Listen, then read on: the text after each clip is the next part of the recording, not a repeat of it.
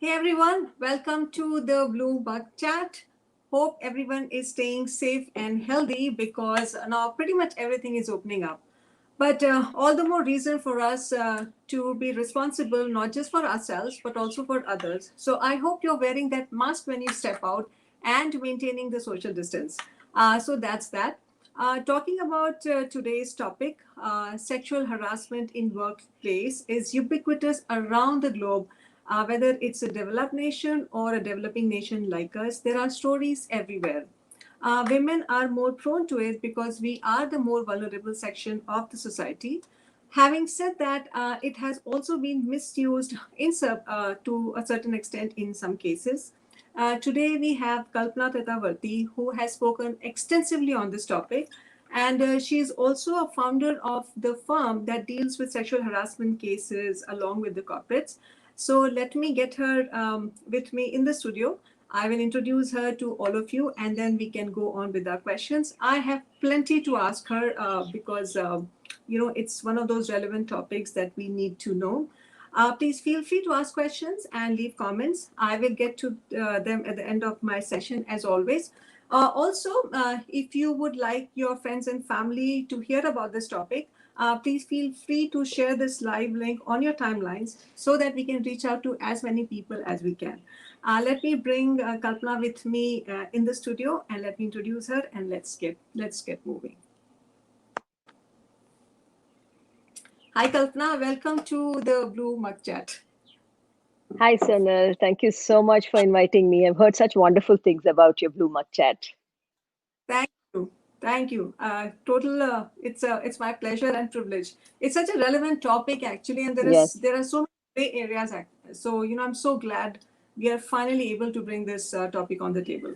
So let me introduce you, Kalpana, formally, and then we can go ahead with the questions. Kalpana Tatavarti is the founder of Parity Consulting. She has partnered with marquee clients on creating safe workplaces and advised them on gender inclusion, women leadership, and preventing sexual harassment in workplace. She has written extensively on the subject and has been quoted in leading publications as well. And she's also a Tedx speaker. So, Kalpana, welcome again to the show. I'm happy to be here.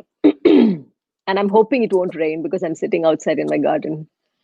Well, actually, it looks beautiful. The background looks really, really nice. Well, even if it starts raining, it's okay. We are on a live show, so anything goes. I can move. Actually, Yeah. I have a little disclaimer today before I move on with the show. Today is the first day. Actually, I'm having some trouble with my Wi-Fi. So if I go disappear like a genie, I'm going to be back.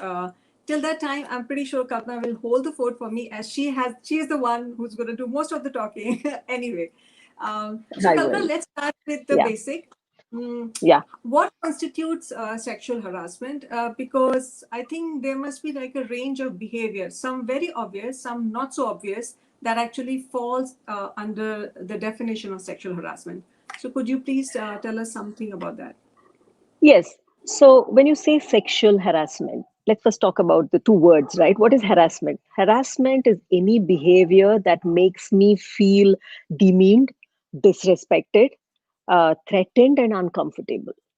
And any such harassing behavior which has uh, a, a sexual overtone or undertone becomes sexual harassment. So teasing and bullying is harassment, right? It makes me feel lesser.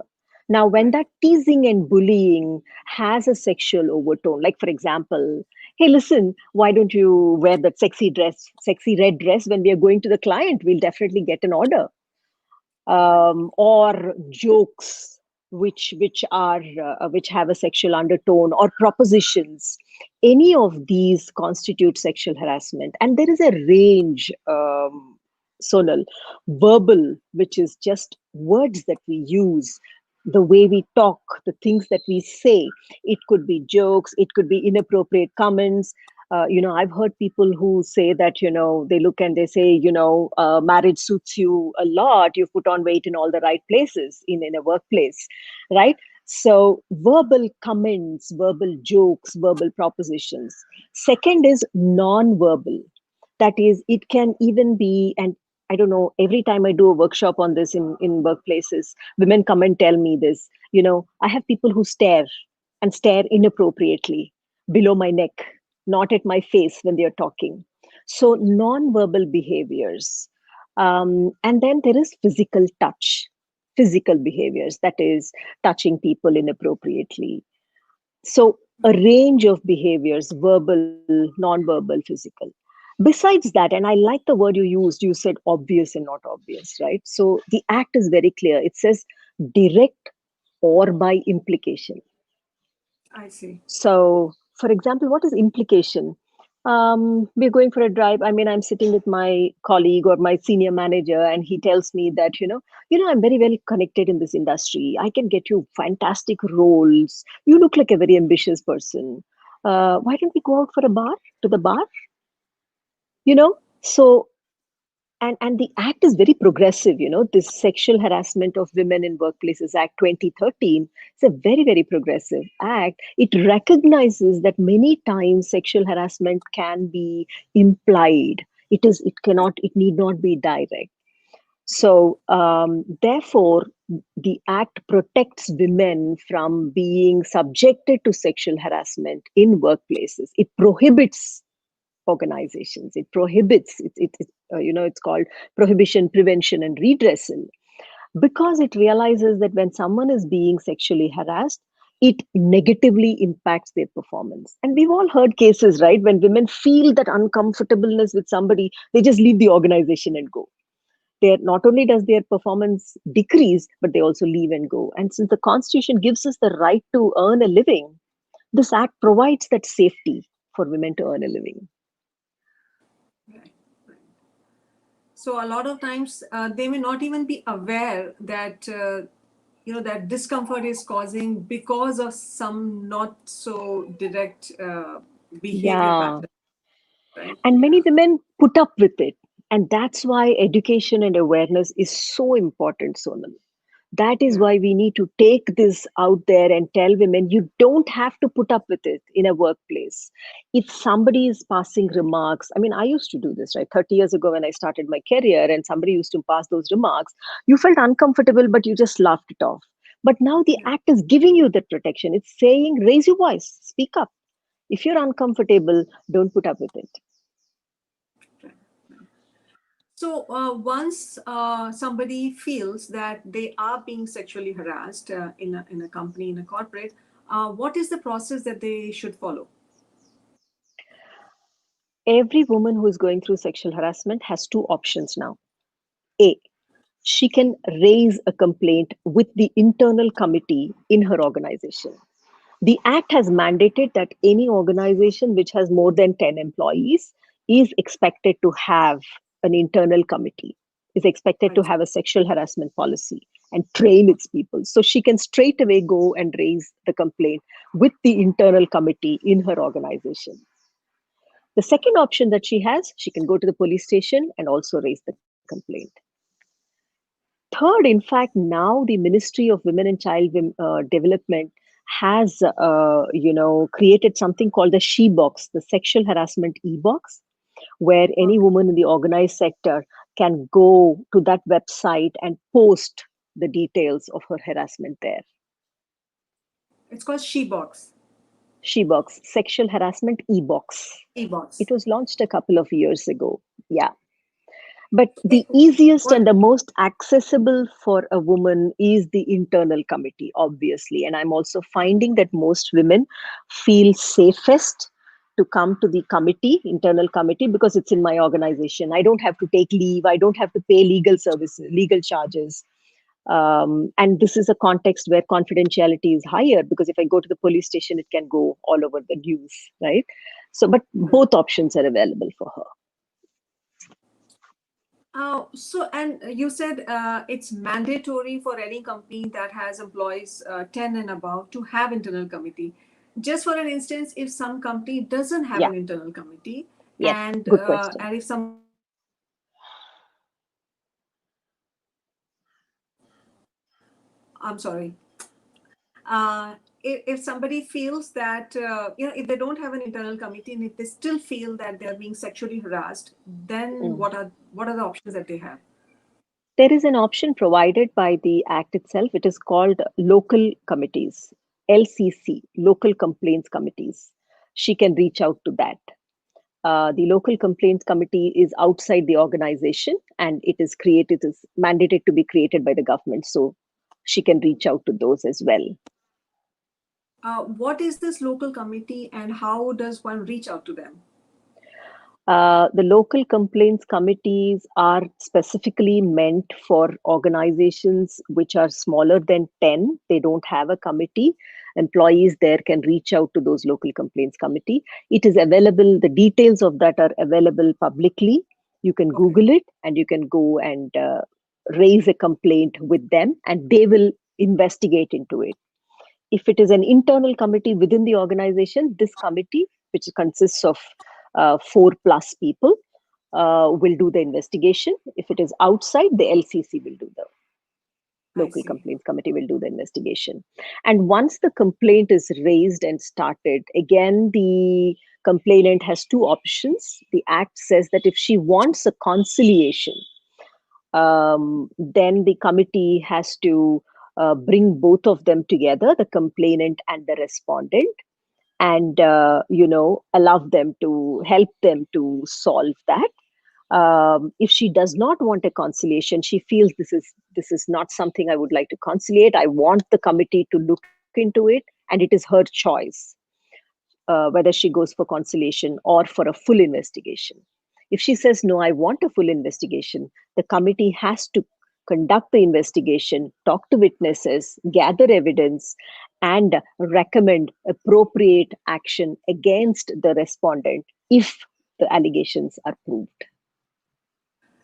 Now that's another very big gray area, right? How do you prove, how do you establish that the sexual harassment has actually taken place? Because the harasser, especially in a workplace, will Yeah, ensure that no CCTV cameras around or no, there are no so yeah, obvious ways of actually. So how do we establish that it has actually taken place? yeah. You're very right. The very nature of sexual harassment means that it typically happens in contexts where there might not be direct evidence. Correct. Or it might happen, and I'm just so shaken that when something like that happens, that I'm not going to be able to whip out my camera and gather evidence. And most perpetrators do tend to be very careful about hiding evidence. Um, but and this is one of the reasons many women do not raise a sexual harassment complaint. They say, I don't have any messages, I don't have any emails. But I would say still urge them to go ahead and raise a complaint, because internal complaints, internal committees use a variety of factors to assess the case. For example, corroboration. If you are saying, if the complainant is saying that this happened, using circumstantial evidence, using talking to witnesses, we will try to corroborate if there is anything, any information, any fact that corroborates her story or her version of the truth. um, we look at circumstantial evidence. We look at something called plausibility. Is this sounding plausible? We look at credibility. We look at motive to lie. So and internal committees are trained to really leverage all of these to gather that facts and information. And please also remember that the internal committee is invested with the powers of a civil court.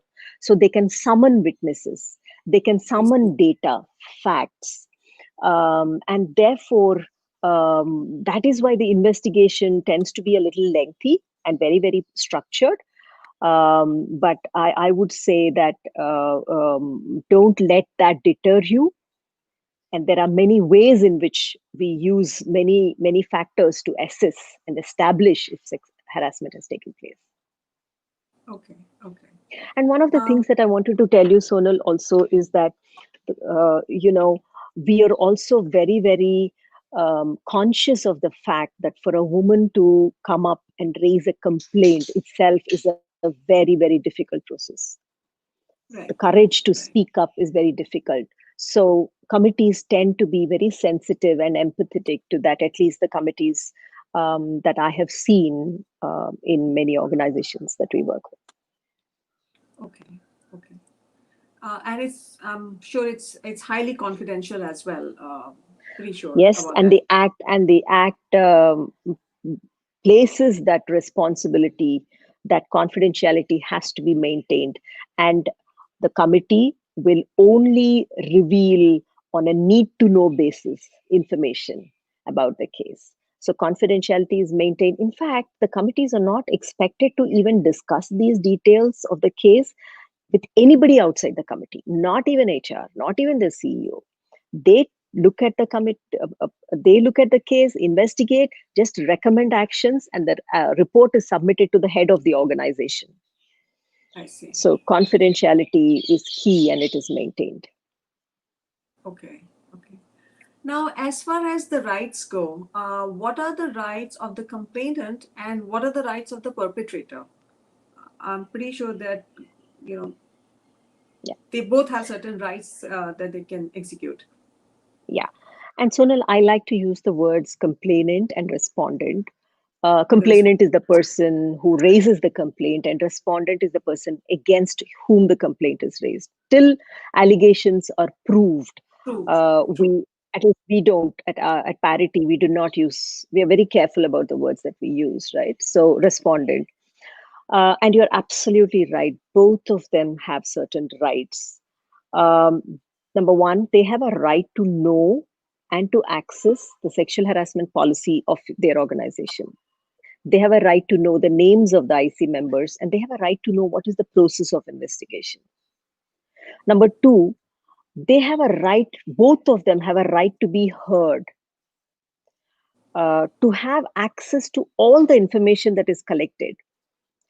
In fact, I have heard many times, sometimes um, not the committees I sit on, where some people come and ask me for advice, and they say, the committees that, um, I don't really want to share all the information with the respondent because he might come prepared. But that is exactly the point, that the respondent has a right to know what are the allegations against him, and he needs to be given time to prepare and come with his answers. So the respondent has a right to see the allegations and be given the time to come back with responses. Third, they also have a right to an impartial judge and jury. So that means really that if either of them feels that any member in the committee is biased, or is somebody, either of the complainant or respondent is very close to the one of the IC members, they have a right to ask for reconstituting the committee, right? Okay. Um, Finally, and most importantly, and there are many rights, I'm just talking about the key ones, they both have the right to receive a copy of the final report. That Okay. is saying what are the allegations, what have been substantiated, and what is the recommendations for action. These are some of the key ones, Sonal. And if anyone would like to know all the rights, they can access it on our website for free. I would also like to here mention that we have at Parity launched something called Parity Communities, and we have an online free group called Posh Asya. Posh is prevention of sexual harassment. Posh Asya. So Gosh, that's yeah. discussions and discourses on Posh. But And anybody can sign in there. We are providing resources, curated content, discussions, questions. People can post questions. So I would urge anybody who's interested in this subject to really sign in there, even if you want to implement it in your organization. So we have posted these rights of complainant and respondent also on that free online community. it's called Poshasya. It's called Poshasya.com. Is that how you No, access uh, the no, you have website? to access it by pressing paritycommunities.com. Paritycommunities.com. Okay. .com. And once you go there, there are a couple of free groups. They can join Poshasya if they're interested in sexual harassment. And if they're interested in women, professional women network, there is something called Pinnacle Net. Okay. Okay. Yeah, these are free communities. Okay. That's good to know, actually.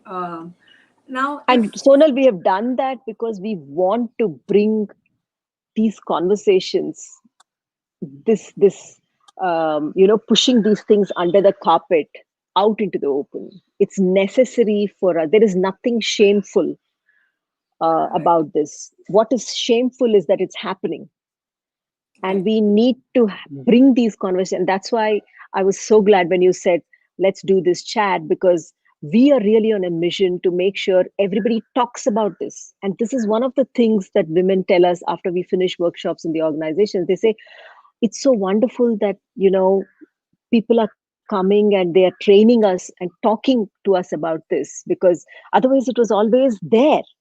It was not that it wasn't there, it's always there, as you rightly pointed out, in every workplace, in most workplaces, but people don't talk about it. So we need to talk about this. We need to make this less shameful. So I think, excuse me, one of the reasons that women don't talk about it is also because a lot is at stake for them. I mean, let's be honest, it's their work, their career, then there is a lot of social stigma around it, then it's Yeah. their personal lives, right? So I think the inhibition is coming from all those aspects. Is there something you would like to tell the women that will give them the reassurance and help them actually open and talk about it and launch campaign if they feel like it, I if think they it's feel that unfair to put they're it's unfair to put the entire onus on the women. It is tough for the women to raise their voices. So let me yeah, talk about what are the reasons they don't raise their voice, and who can make a difference to ensure that they can. First and foremost, the moment a woman raises a complaint, family, friends, society, everybody says, you must have done something to have invited that. Why did you correct. wear that dress? Why were you Why do you wearing that? talk to men? Yeah. Why do you talk to men so much? When you knew that your manager is Correct. giving you those glances, why are you staying back late and working? So it becomes the blame. She has to take the blame. So Right. we as a society, we have to first stop this blame game. When courageous women come forward and raise their voices, we have to stop blaming them. We have to stop making them the bad person. That's number one. Number two, it's not easy to speak up. As you said, it needs a lot of courage. And in Lot of some courage. cases, remembering the whole thing, yeah, it is so traumatic. It is so uncomfortable for me. So, um, you know, I would say, yes, it is difficult. But if we don't speak up, if we don't raise our voice, others have to put up with it. Like you were talking when you started the session, you said we have to wear a mask to Correct. protect not just ourselves but others as well. Same way, we have to raise our voices because it's important for us. We should not have to put up with this. And if we don't raise our voice, this behavior will continue. The third reason women don't raise their voices, and that's a big reason why Me Too also has, kind of emerged, is that women don't have the trust in the process of redressal. Even today, Sunil, you'll be surprised. I get calls from women who tell me that I raised a complaint and the security officer came and told me to pack my bags and leave. I was asked to resign because I have raised a complaint, Correct. right? Or the process itself is kind of rushed. The woman who raises her voice and raises a complaint is told that, are you sure you want to raise a complaint? This will ruin your career. Everybody will know about it. Right. um, or they might be very, very favoring the high performers against whom the case might be raised, so they don't trust in the process. And organizations have a big role to play here by being transparent, that we have a committee, we have this process, and this process is fair and objective. The committee is trained. They are capable of doing this. So the organization has to take a lot of effort to say, hey, listen, raise your voice. And wherever they've done that, I've seen people start raising the complaints. And once they raise the complaints, then people realize that this workplace will not put up with these behaviors. They're going to be punishing in different range of punishments, and then they're able to root out sexual harassment.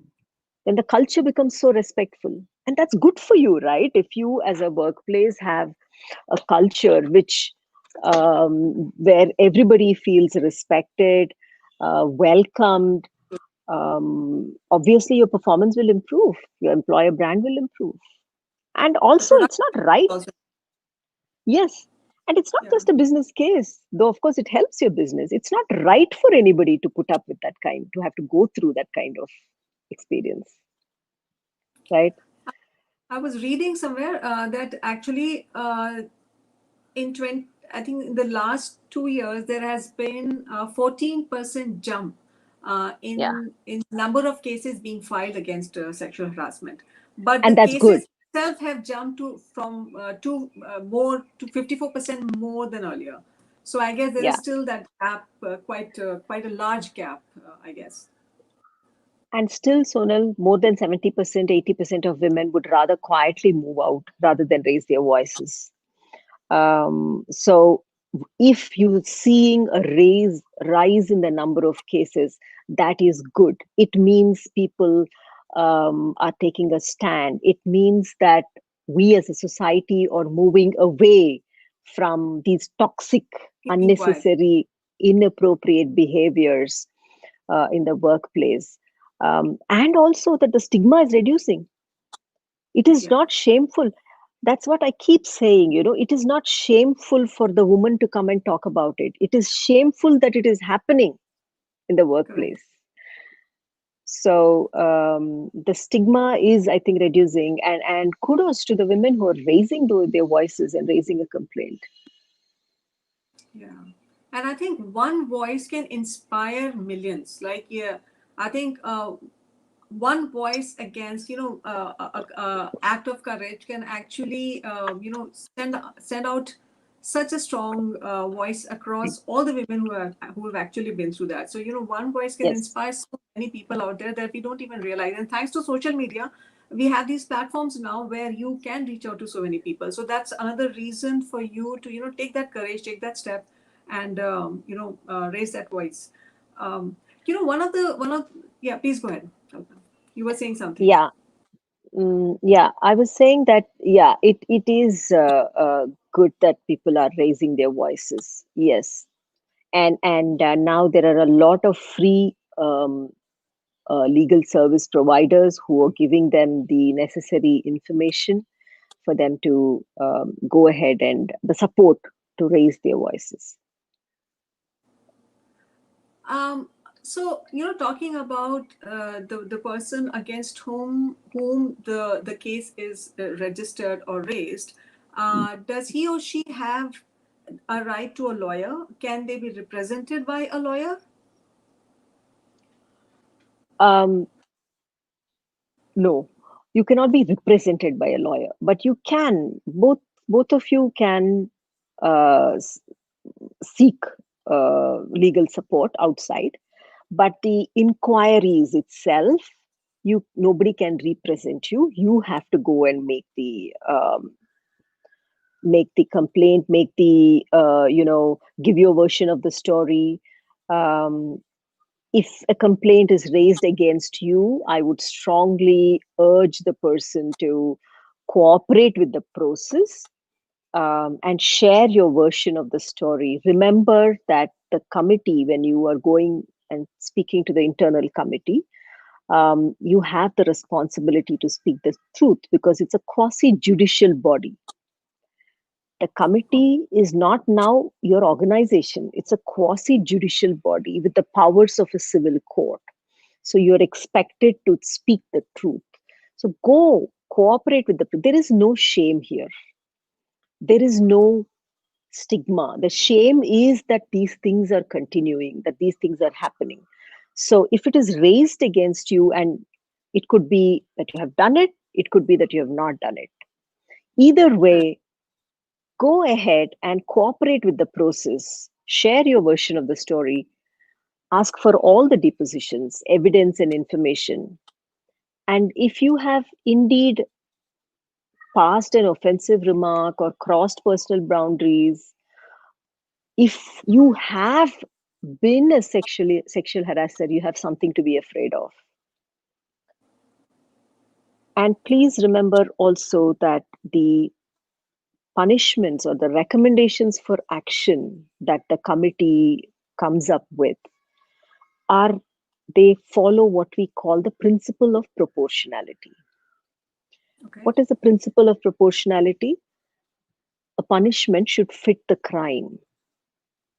So therefore, the committee has a way of assessing if it is a remark that has been a comment that has been sent over WhatsApp, what kind of proportional action is recommended. And there is a range of actions, starting from verbal apology to written apology to verbal warning to written warning to denial of bonus to denial of promotion, ultimately up to termination for offenses that have a very serious impact, right?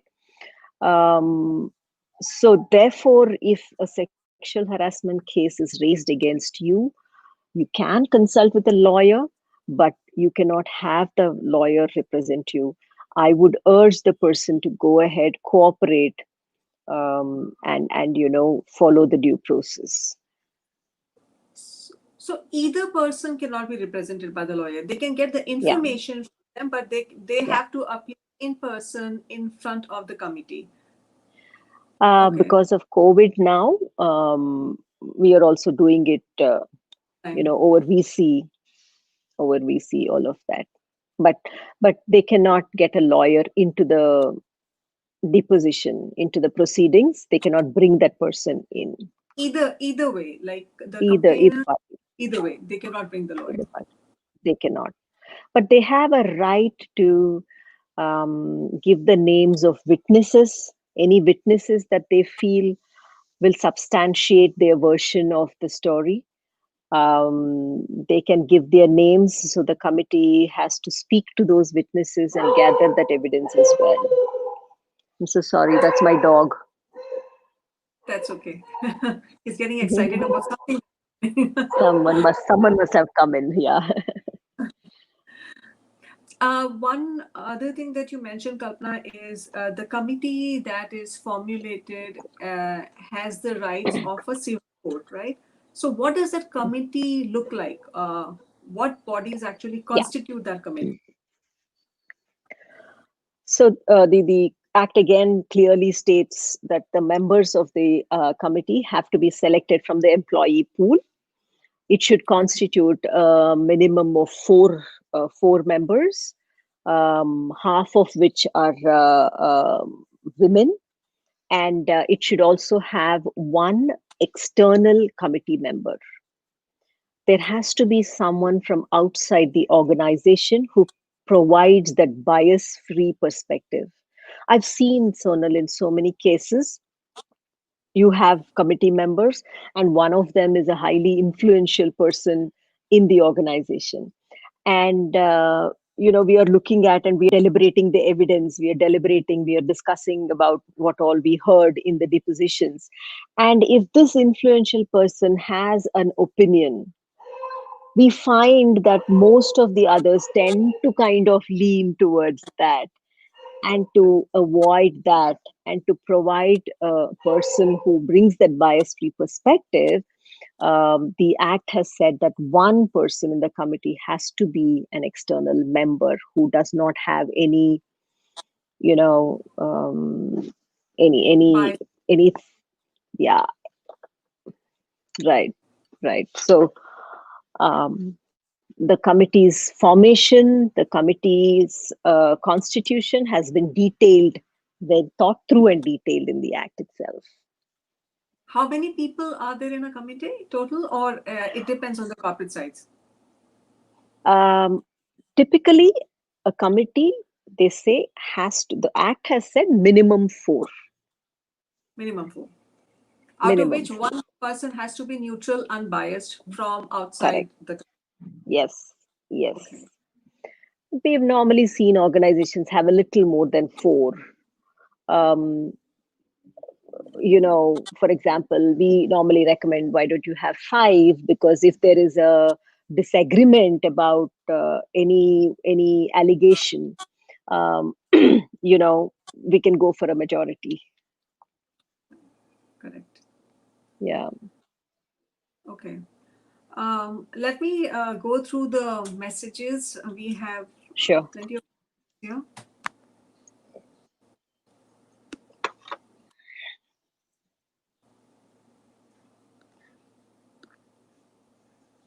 Thank you, Jiten Singh ji. He's saying the topics taken up for discussion in the Bloomberg chat are very interesting. Congratulations. Thank you. Thank you. Important topic, as sometimes apprehension and feeling harassment is blurred by cultural biases. Yes, that's very true. That is one of the reasons, I guess, women are hesitant to go ahead and launch the complaint. Yeah, Uh, yeah. Then there's another comment: depletion in social values followed by dilution of morals in the post 1960 era has triggered of the problem being addressed to in this discussion. How do we contain the casual stimuli? The causal stimuli. Yeah, Education uh, and more education. I yeah, think lots of awareness.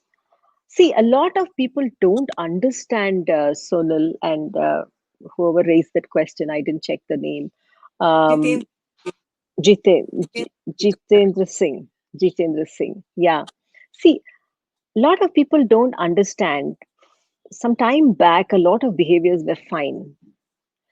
Now they are not fine. Like I remember when I was, some time back, I was working in one organization, and there was this gentleman who would watch these movies and come and tell us about all the double meaning jokes, just to make the situation light. But it didn't make it light for me and for another person, another colleague. So awareness that, saying that these are not acceptable behaviors is very very critical, I believe. Second thing is, many people and our societies and our culture, as someone was pointing out earlier, have not taught us to respect consent, right? What is Right. consent? What If is you look at all your films, if you look at all right? your films, most of our films have taught us that if a woman says no, just keep persisting, Right. persevere, and the woman will give in. Not only Bollywood, any across the world, we have seen this understanding of consent. But when and now we are seeing films like Pink, which have said clearly that no means no, right? So a lot of people don't understand consent. Third, we don't understand personal boundaries. You know, personal boundaries in terms of physical boundaries, in terms of mental boundaries, emotional boundaries. I mean, I don't want anybody to come and comment about my figure. I might be looking good, but I'm not looking for people to comment like that, right? So Right. education about all of these things, more discourses like this, Sonal. That's why I'm so grateful that you brought this on this forum. um, we have to talk, we have to converse and understand that what is consent, what is personal boundaries, why do we have to respect them, how can we respect them. Like, for example, a lot of people tell me this, they say that if she's not comfortable, why doesn't she say no, you know Right. um, and five of us are sitting. I'm the youngest person who's just joined this company. I'm new, and all the others are fine. They've been here for a long time. If I'm sitting here and they're cracking jokes that are uncomfortable, will I say no? I'm not comfortable. Don't talk like that. It's very Probably not. difficult for me to. It's very difficult for me to do that, right? So, but If you look at and see, you will pick up cues from me. I will look away. I will not laugh at the joke, Right. right? So understand that, no, that there is a person here who has come to this space to earn a living. And if that person is feeling uncomfortable, be responsible enough to stop that. And that's what the act is clearly saying. It's saying there's a difference between intent and impact. Intent is what my friend who was sharing those jokes, his intent was to make things fun, but the impact on it is that it's making us uncomfortable. And the act is clearly putting the responsibility of understanding what makes others uncomfortable on each one of us. So more education, more discourses are required. And where does the responsibility lie in terms of law, in the intent or the impact, or both? Because, like you said, sometimes if well, it requires sensitivity for the person to understand that the impact is not what he or she wants it to be, but that And Sonal, sensitivity we has all is have that. No, we all have that sensitivity, Sonal. We all know what makes others comfortable or uncomfortable. uncomfortable. Right, We know right. that, right? And the act is saying, you know it, learn it, be Learn sensitive it. enough to pick it up and refrain from it, Correct. right? So the act is clear. It says when we assess sexual harassment, we only look at the impact. Let me give you an Impact. example. Yeah, let me give you an example. In one case, this lady has moved in from one of the Western countries, and she's coming into this small, organized, small um, firm. And for them, skirt a Uh, skirt is formal wear, Correct. right? And Absolutely. in this company, when she was walking, she said so many of them were looking at my legs, and it made me very, very uncomfortable. Now, Right. when we talk to those people, they said, probably because we have never seen women wearing a skirt. We're coming from, tier 5 and tier 6 towns. But the point here is that is not important. What is important is you've moved from one context into another context. In this context, professional women tend to wear skirts because it's professional gear. So you train yourself, it's your eyes, right? Correct. I've also heard many people say this. They say that, I didn't even know I was looking there. I was thinking something else. I was probably thinking about my work. Lame. But it's your but it's your eyes, right? You're right. Right. You are responsible for where they go. So watch for that. Or even some people who say that, you know, after two drinks, I don't know what I say or what I do. Just ignore it. Tomorrow morning I will also forget it. So what Yeah. am I These. doing? In essence, I'm palming off my responsibility, Yeah. and the act is very clear, not acceptable. That's Hmm. not acceptable, It's right? not acceptable. Okay. Somewhere I also feel that all of this also starts somewhere at home. The whole value system somewhere actually begins at home, then school, then workplace.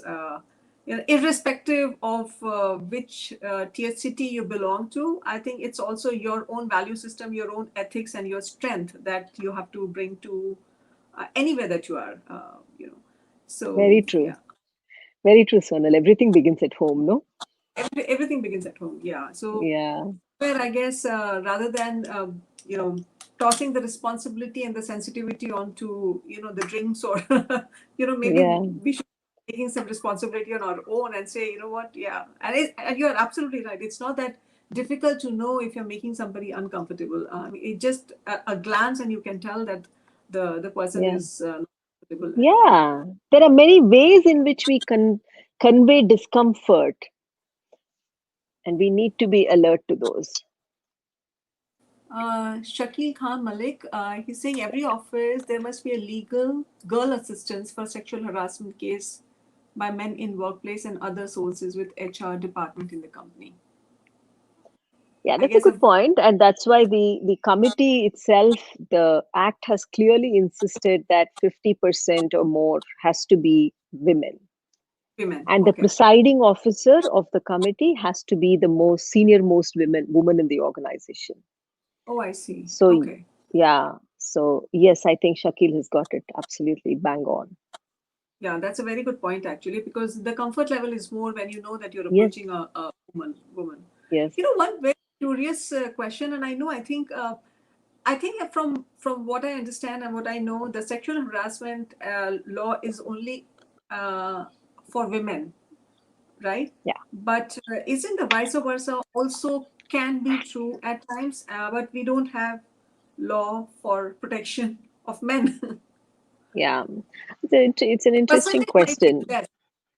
The Yeah, percentage could be less, sure, and it yeah, is less. But having said that, yeah. why should it be based on gender? It's a very interesting question, and it's quite a very deep, nuanced question. Um, you are right, absolutely. Uh, People of all genders get can get possibly sexually harassed, but 90% and above, more number of cases are um, against women. Women. Um, what organizations are doing, some of the very forward thinking organizations have made their policy of sexual harassment gender neutral, where Gender they have neutral. Okay. said, yes, where they have said that anybody, whether Right. it's a Okay. man or a woman, who is being sexually harassed by a man or a woman, it need not just be opposite sex, right? It can also be Same. same Correct. sexual harassment. Anybody can raise a sexual harassment case. Some organizations have done that. Okay. That's good to know actually, because Yeah, it shouldn't but be our that way. act, yeah, but the act protects. It says Sexual Harassment of Women in Workplace Act I 2013. see. Yeah, yeah, I see. protects Okay. only women. Okay. Well, I guess soon enough we will also have you know gender neutral laws in the country. I think we have come to the end of the. I have pretty much asked whatever I needed to ask, and I think I've pretty much covered all the comments and the questions from the audience. Kalpana, is there something that you would like to say to the audience, to the women out there, before I wrap up the show? I'd like to say something to everybody. I'd like to tell the women that go ahead and raise your voice. You see, when the government uh, put up the sexual harassment bill in the Lok Sabha, and you should read that. They said that if women have to come into workplaces, and we need that, right? We need more women in workplaces uh, because it's a competent pool of talent that's available for us, and they can add to the GDP of the country. Our Prime Minister himself has said that, right? If women have to come into workplaces, they need to feel safe, and if they have to feel safe, we have to root out sexual harassment from workplaces. This act is solidly supporting women, and they should raise their voices against it. There is no reason why you have to put up with it, or there is no reason why you have to leave that place and go.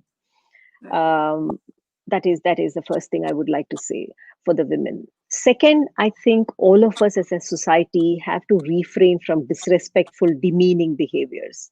As I said earlier, even bullying and teasing Right. is harassment. It makes me feel very demeaned. It is disrespectful for me. So teasing and bullying, they are not appropriate behaviors. So all of us have to refrain from crossing those boundaries that hurt others. And as a society, I think we should stop saying that this is the fault of the women, and make them feel ashamed or unsupported if they raise their voice. If someone in your family raises her voice, support her. Tell her she's doing a wonderful job, and see what you can do to ensure that she gets justice. Yeah. And please join our Portia community on www.paritycommunities.com. And let's continue these conversations. This is the reason why we also are running conferences across the country. We've done it in Bangalore and Hyderabad, and of course COVID has now changed that. We have to wait for some time, where we had people coming and talking on these open forums about sexual harassment. The more we talk about this, the more we reduce the shamefulness and stigma around it, the more women will come out and raise complaints, and we can root out sexual harassment from workplaces. Thank you so much, Kalpana. That was a very, very informative session. And one thing that has come out again and again and again is please raise your voice. Yeah. There is no reason for you to not raise it. There are committees, and with women in the committees, and there's so much help out there. There's so much information out there, and I hope with some of the information that you have today, maybe it'll make it easier for you if you are in two minds to go ahead and take that call of raising your voice. And as I said earlier, you can be an inspiration. You can inspire so many women out there. Yes. It's just a matter of taking that first step. Yeah. On that note, thanks again, Kalpana. I'm My so pleasure. glad we could do this on this platform. Just before I wrap up the show, because of all the messages that I got, I am coming back. We are starting again the mental health series on Your Online Cafe Sunday, and we will continue doing that series till the time you want me to do it. So the way that Your Online Cafe will work is we're going to raise one topic, one mental health topic in one episode. Psychologists will be there to talk about it, and please feel free to bring your questions, because during this time of pandemic, there is a lot of stress, and in all aspects of life. So we'll try and cover those for you. So till that time, I'll see you Sunday on Your Online Cafe. This is just Sonal signing off. Thank you, Kalpana. Thanks again. Thank See you you. all. My Bye. pleasure. Bye. Yeah. Bye.